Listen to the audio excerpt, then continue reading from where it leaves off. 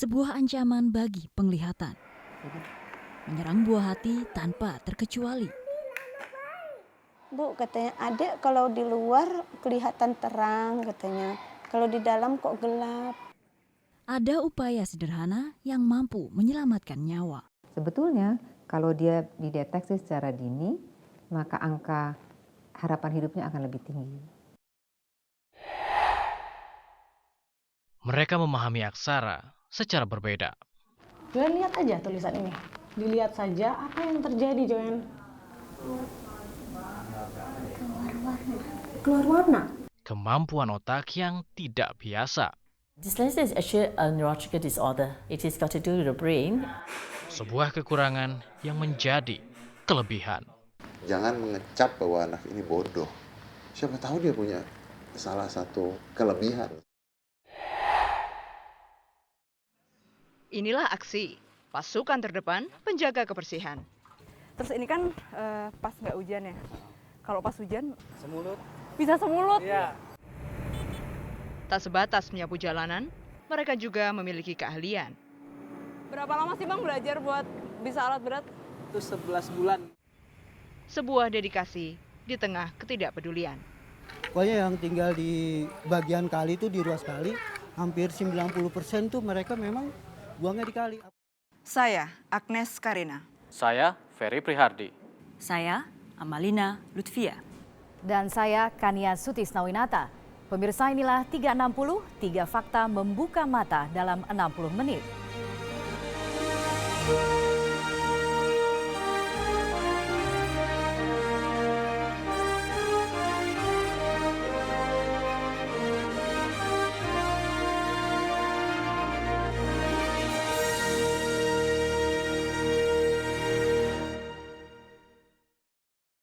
Sebagai salah satu penyakit mematikan, kanker juga dapat menyerang anak-anak usia balita.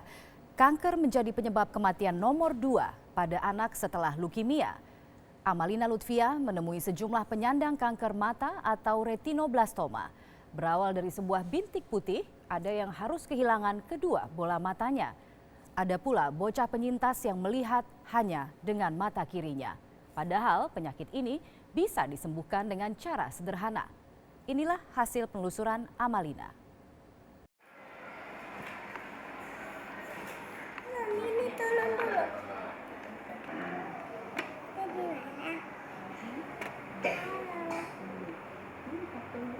Saat balita seusianya tengah belajar bentuk dan warna, Fatur Rahman hanya mampu mengenalinya dengan meraba.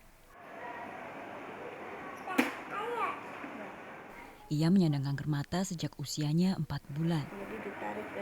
Dengan tekun, Siti Mariani merawat anak bungsunya yang kini berusia 3 tahun. Saya menemui Siti di rumah singgah Yayasan Kasih Anak Kanker Indonesia, Cempaka Putih, Jakarta Pusat. Sudah 1 tahun mereka meninggalkan kampung halamannya di Ketapang, Kalimantan Barat. Ia pun mencurahkan kekhawatirannya atas kondisi sang anak. Setelah terdeteksi kemudian pindah ke satu rumah sakit ke klinik yang lain itu, berapa lama Ibu makan waktu sampai akhirnya dia diangkat atau matanya dioperasi di RSCM itu? 1 tahun. Umurnya 1 tahun ya? Iya, 1,5 tahun. Suatu hari dia ada mengeluh pusing, demam, terus dia muntah-muntah.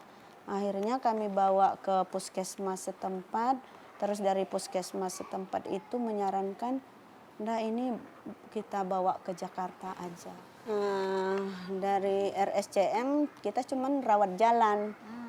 Di situ di RSCM diperiksa, terus di USG. Memang dinyatakan yang sebelahnya juga sudah ada, sudah merambat ke sebelahnya. Sebetulnya sih kalau untuk retinoblastoma bilateral itu memang dari awal dia udah kena dua-duanya. Akhirnya dia di kemoterapi 2 bulan, baru November 2015 diangkat. Sebelah kiri. Kiri, iya. sebelah kiri.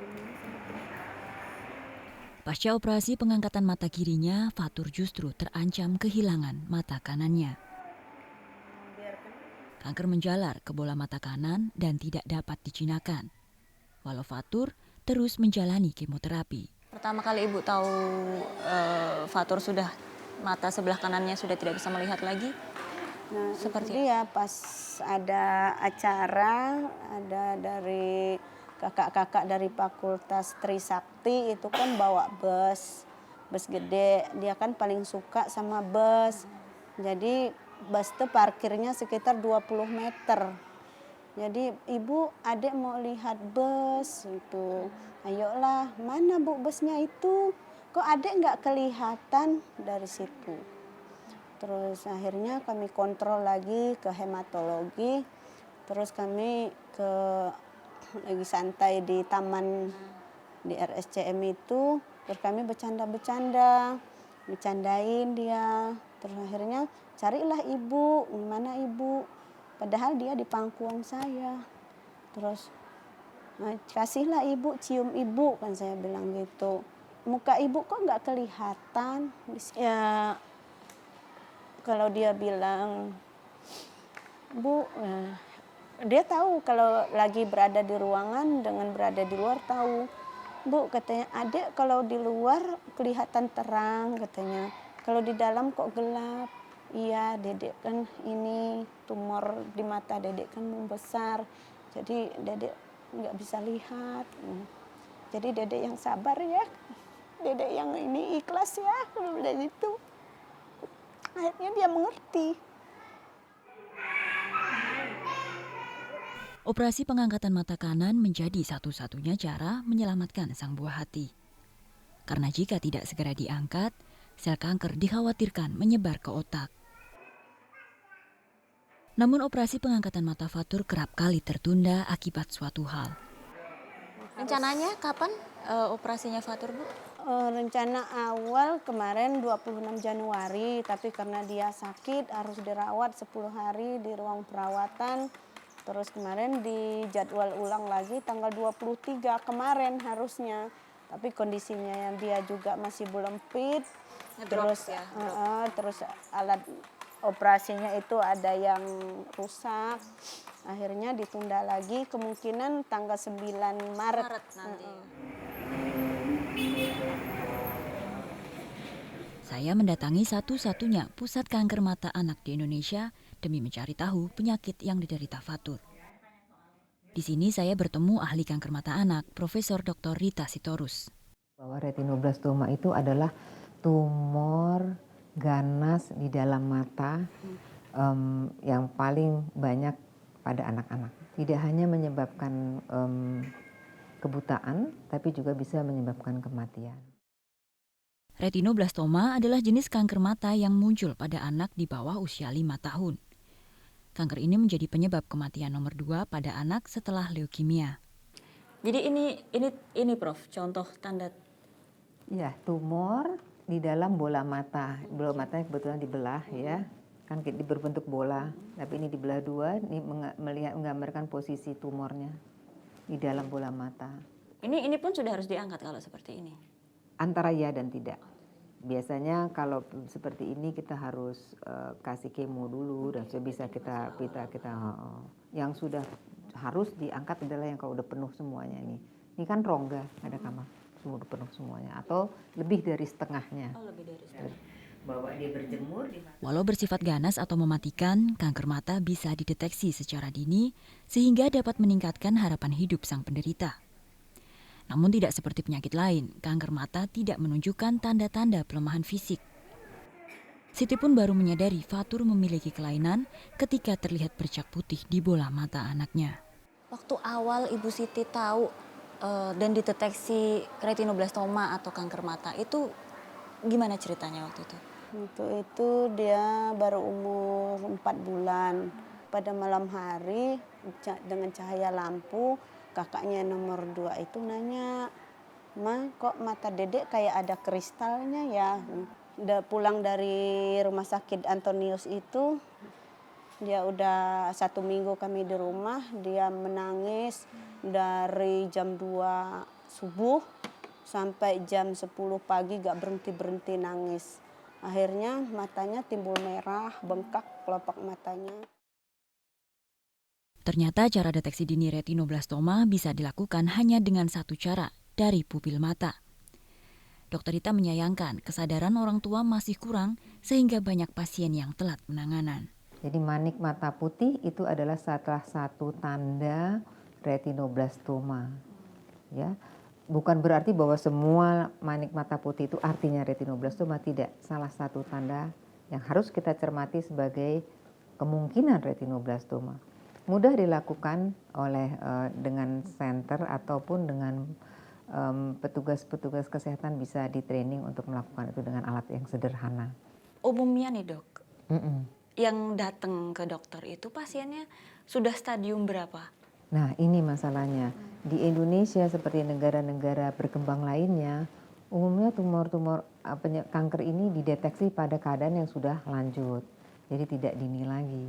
Apa akibatnya? Banyak yang meninggal yang tidak tertolong. Sebetulnya kalau dia dideteksi secara dini, maka angka harapan hidupnya akan lebih tinggi. Pentingnya deteksi dini mata pada anak menggugah kepedulian sebagian orang. Salah satunya Pinta Manulang. Pendiri rumah singgah untuk anak penyandang kanker ini tergerak untuk mengedukasi warga agar lebih memperhatikan tanda kanker mata pada balita. Lokasi rumah singgah Yayasan Anyo terletak di daerah Kemanggisan, Jakarta Barat. Pasien dari berbagai daerah tinggal sementara di sini selagi menjalani perawatan di rumah sakit. Dari Pinta saya mengetahui sebuah alat deteksi tumor dan kanker mata bernama oftalmoskop. Jadi Bu, untuk alat ini pendeteksi kanker mata pada anak sudah ada di puskesmas-puskesmas di Jakarta dan juga di daerah atau belum? Memang belum semua puskesmas punya seperti ini gitu. Memang harusnya sih idealnya mereka punya semua ya. Gitu. Makanya dengan gerakan 1000 oftalmoskop oleh Yayasan Indonesia, kita mendapatkan ini dari masyarakat, lalu kita hibahkan ke 1000 puskesmas di Indonesia. Saat ini hanya sedikit puskesmas di Indonesia yang menggunakannya.